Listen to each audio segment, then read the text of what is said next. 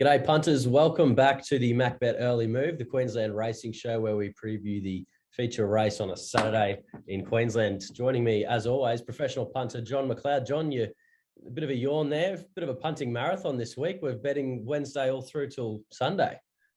Yeah, it's been we've got a big weekend and big football bets and all over the shop. Corey's been flying on the NRL.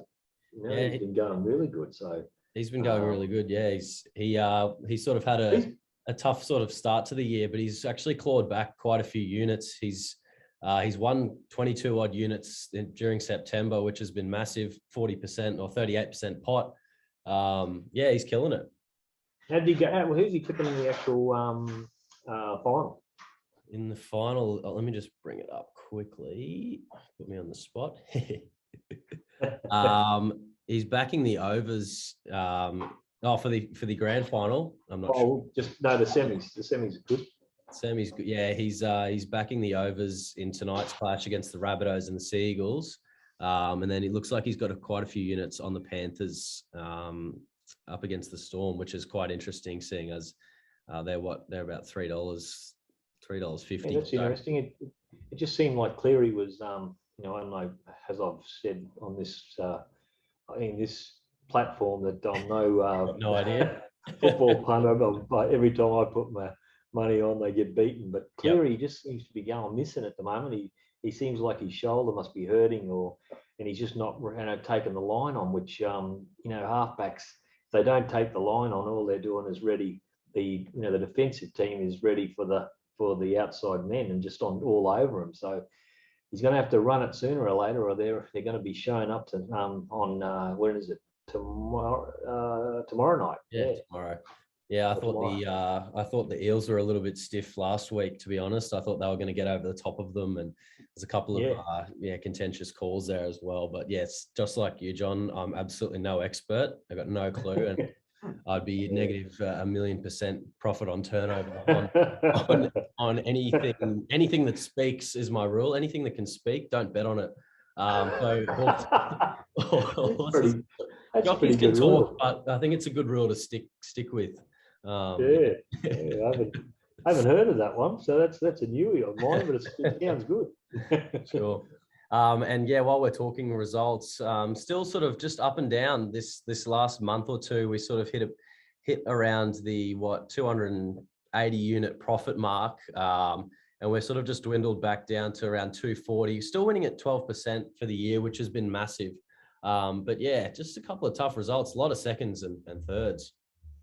Yeah, it's sort of, we just like I know myself on the punt. I backed with the yard yesterday. I think we might have tipped about 4 winners, and I know I backed all of them, but 2 of them I bailed in the run because they were 3 wide the trip, and they looked like in plenty of trouble, and they both won. Or the 4 of them won, but I bailed on 2 of them. So it's just a disappointing sort of thing at the moment. When you're on the wrong leg, you just got to just hang in there and just to see wait till things change. If you start throwing grenades at this time, it's pretty bad. Sort of thing. So just got to keep it normal, keep it everything in line with everything. But I do think we were going to talk about the how we're going to handle the yard, and it has been a contentious thing with us, because I think a lot of people were saying, well, is the yard different to, the early morning stuff? And units, like we've sort of said, that the early morning stuff that's what our units are based on, and that's how we play it. And hopefully the yard can be just an added bonus. But, you might want to talk about how we're going to handle it. For sure. Yeah, so we're going to be recording results for both the early mail and the late yard mail. Like you said, John, it can be a little bit confusing at times if something's 4 units on it in the morning, and then the price goes, and then you sort of still putting 4 units on, but it sort of, the price has gone quite significantly. So we're going to play it as 2 separate sort of things. That's sort of an additional, the yard is just an addition. So we'll have all the bets in the morning. The expectation is that everyone's got on and bet in the morning, and then anything that comes from the yard will just be an additional thing. So if something was 4 units in the morning, you won't be backing it again in the yard unless you've seen something significant you might put one unit on, and that would make it 5 units total. Yeah, that's right. So it's not as if we're backing down from the 4 units early. If we put 1 unit on the yard, it'll be that we're adding another unit to our previous 4. Yeah. But you know, it just brings down a few little things that, as you said, the sometimes what's been happening lately, the horses we back, you know, having 2 to 3, 4 units on them, they're off the map. You know, a couple of them are $2.20 into $1.40s, and you know, it's just been it's been ridiculous. And I know myself, there was one there last Friday that I think was $2.20 into $1.45 or something, and I said, I'll lay this. If it hits $1.35 in the run, I'll just get off for whatever. I'll put the, you know, whatever my bet is, and just have the win going for me. And it actually hit $1.38, and it didn't hit $1.35. So, but that, you know, they're the sort of things you can do with the way things are playing. You know, you even put a little bit extra on and then lay them back, you know, later because they seem the price to go down. Chugging in. And what that does for you, you get better odds. You know, if you just lay half back or whatever, you're getting, you know, a lot better odds for your other half. So it just seems like, you know, I haven't been doing it so much lately. I've been doing it in the run and just waiting for them to hit even lower. And I've been, you know, just being a bit too greedy of late. So, but it's another avenue that you can work with, sort of thing. But you know, the yard, I think, is going to be a lot better doing it this way. You know, because what we see is just going to be a completely new dimension of betting once we're looking at it. You know, it's just we're already set at the right prices in the morning, and then now you're just going to look and see if there's anything else you can sort of pick off.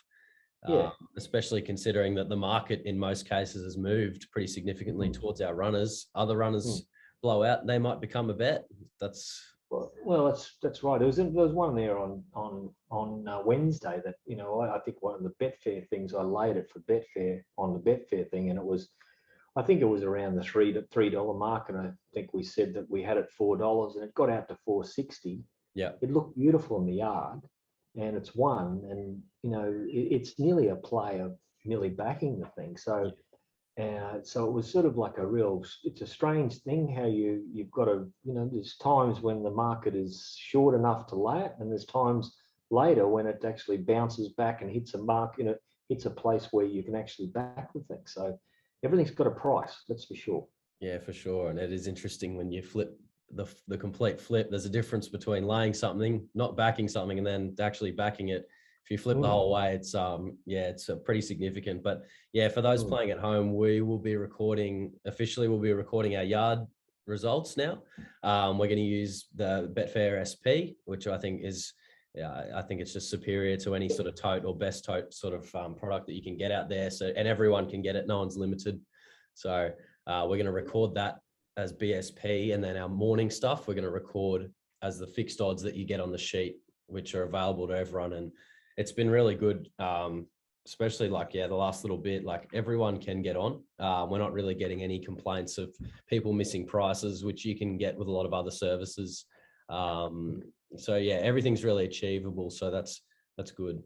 But we try to update, you know, the prices before we send them out. We try to update them as, you know, as late as we can possibly do it, then we produce the sheet. So it's actually, you know, there might be 5 minutes between actually loading the prices, what's out there, and then putting all the sheets together, loading it on the site, you know. And if it's changed within that 5 minutes, well, we can't do much about that sort of thing. It might have bounced, it might have gone, you know, out further. You just never know, sort of thing. But we try to load the prices as late as we possibly can. That is the case. And, you know, all the prices just come from one bookmaker. We're not shopping around for best price for each runner on the sheet. Obviously, we'd recommend shopping for the best price, but, you know, there's times when something will go on there at $10 and you can get $16 elsewhere. So it all works out, and I try and get them up as quick as I can after they get sent. Because if I'm missing on a Saturday and it's 20, 30 minutes, it's a world of difference. The prices really can move. So We get them out as quick as we can. I think it's been pretty good as of late as well. So that's really good. So what we're going to do, we'll preview race 8 at Toowoomba this weekend, the Weetwood. But before we get into that, we will just look at our top 3 improvers from last weekend at Doomben, if my memory serves me correctly. Gold Coast. There you go. Doesn't sound. You can tell I wasn't betting. Ruka ran 3rd in the first race there at the Gold Coast. That's your 3rd best improver for the week out of the Edmonds yard. What did you like about that run? He went good. He got back in the field. I thought he was actually going to win coming to the corner. He closed up okay, but the sectionals just didn't help him. And he's big, strong horse. He's improving type. He's just got to find a bigger track, and I think he'll be hard to beat. He's sort of just on the way up, that horse. His first up run was good, and then the other day he went good again. So he's on the up. Okay. Your second best improver for the week comes out of the Golan yard. It's Tokorikki Lad. We've talked about him before. Ran 7th of 10 in the 9th race at the Gold Coast. What did you like about the run? Yeah, went good again. He's just one of those horses that gets back in the field and runs on all the time. And he's a bit of a pain. He wants to savage horses, probably every second start. He just about wants to savage them. He looms up, he tries hard. And if the horse on the inside is starting to fight and kick back on him, he just wants to fight it and to make it drop off. And it's a funny sort of situation. A lot of these horses, they just don't like getting beaten. And this one's one of them that just, he just doesn't want other horses to go past him. And he sort of gets there and you look like he's going to win, but then he's starting to tire, but he starts to savage the other horses to stop them from kicking back as well. So you've got your heart in your mouth a lot of the time with the horse, but the horse is going well. He's going to improve out of the yard, and it's one of Golan's horses who the horses do improve. He's always got 2 to 3 lengths left in most of his horses, and you can pretty much work on that going through his preparation, especially to his 3rd run back. He should have him at peak fitness next time. Is that something that how he attacks other runners? Is that something you'd normally geld them to sort of sort out? I know it's too late now. He's gelding, but is that the kind of behaviour a colt sort of? A colt probably. Yeah, colt, but not. They can do anything. Colts, they just play up bad and just they don't want to go past mares. Yeah. Because they just want to stay in behind them, so they don't want to follow them. So wherever the girls are, they want to follow. So it's just like blokes. So they need to get gelded. But this horse is just you don't see this very often. Yeah. One horse might do it every now and again, but this horse does it all the time. It's just unbelievable how much this one's wants to do it. So it's just a weird situation. He's got a lot of shit in him, but I think it's more that he just tries his guts out. So we'll keep him on the improver list there. Tokorikki Lad, we'll keep an eye on him. Your number 1 improver out of the Gold Coast meeting is More Than Number 1, comes out of the Costa yard. It won the 8th race there. Impressive win. Incredible win. Did the same thing at the Gold Coast last time against the sectionals. Just did something it shouldn't have been able to do, and then on Saturday he did it again. I think I put out in the audio, we were backing the other one of I think it's not Costas, it's what's her name? It's a girl trainer anyway. The horse really didn't look right in the yard. It was first up from a spell over 1350. We had a unit or 2 units on this horse, and you just couldn't back it in the yard.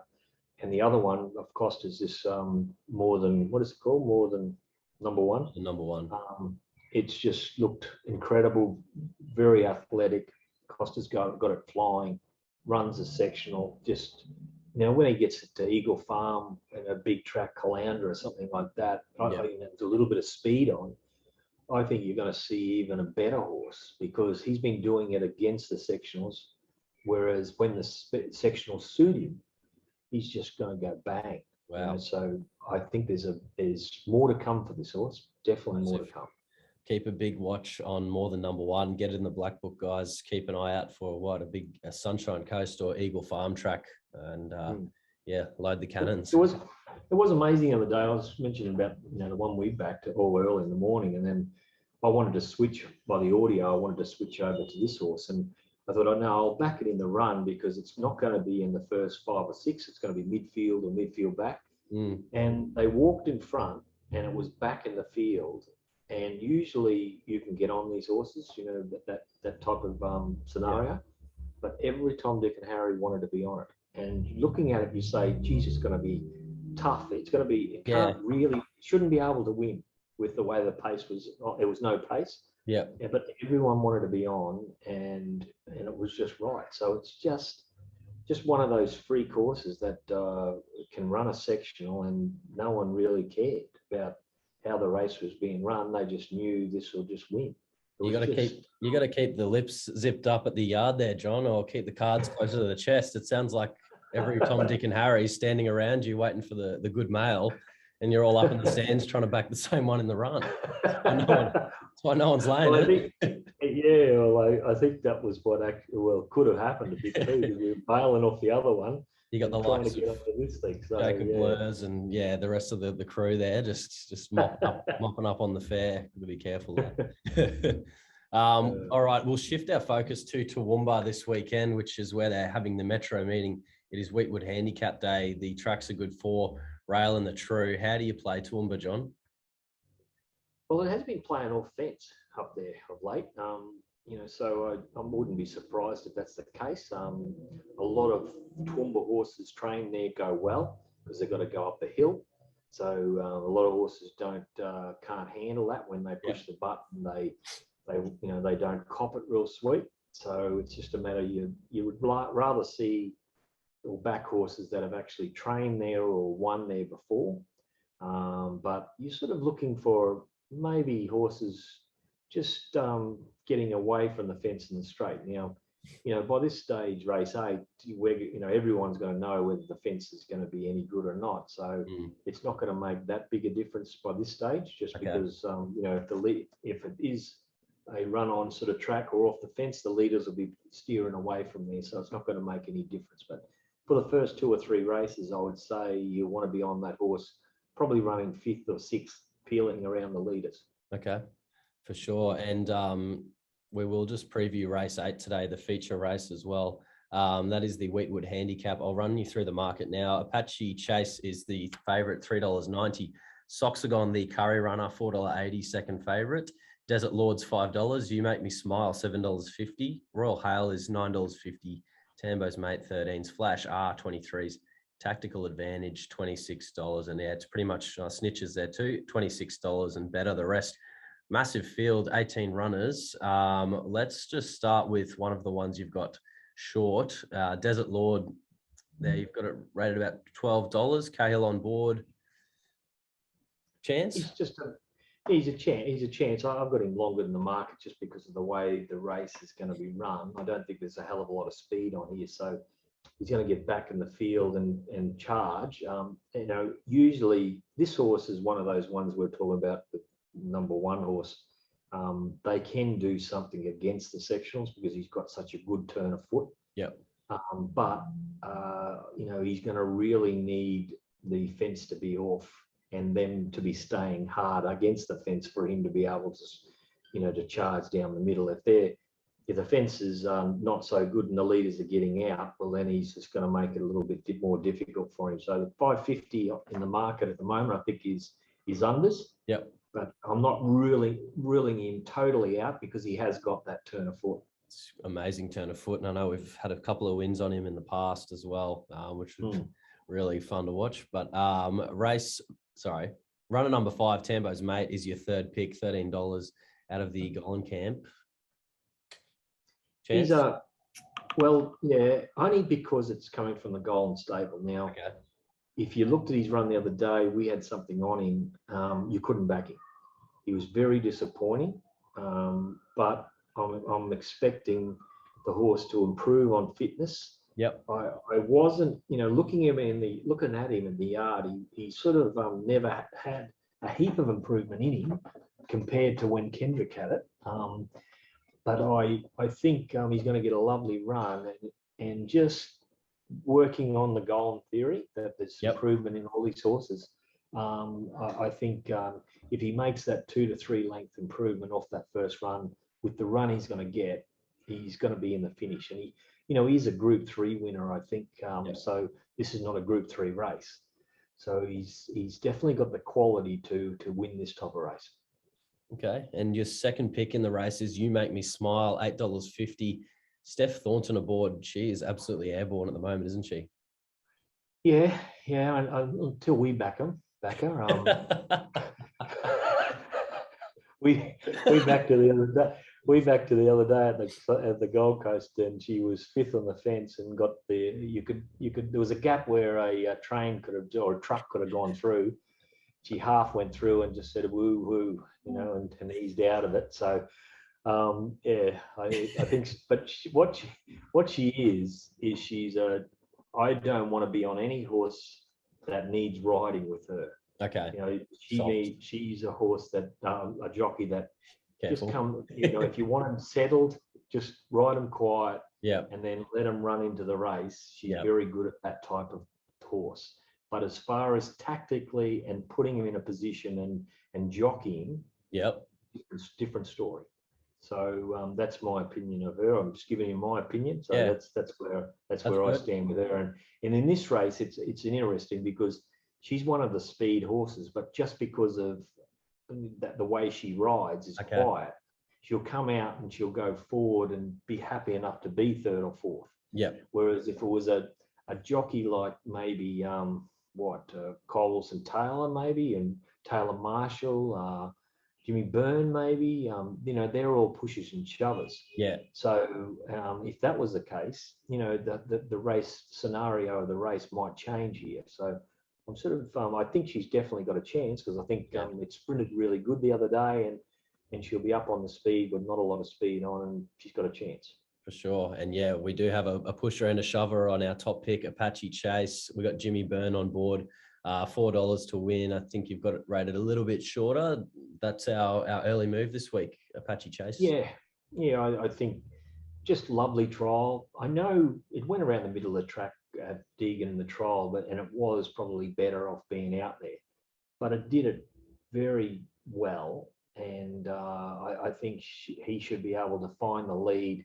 He doesn't go slow in the front. He usually rolls along okay, but hopefully these horses that roll along by themselves at an okay clip, they're hard to run down. Yeah. When they're going along and they're going head and head with something, it's a different story. But when they're going along at an okay clip by themselves, it's just a different scenario. And I can see this happening because I think Tambo's mate will take a sit on Apache Chase.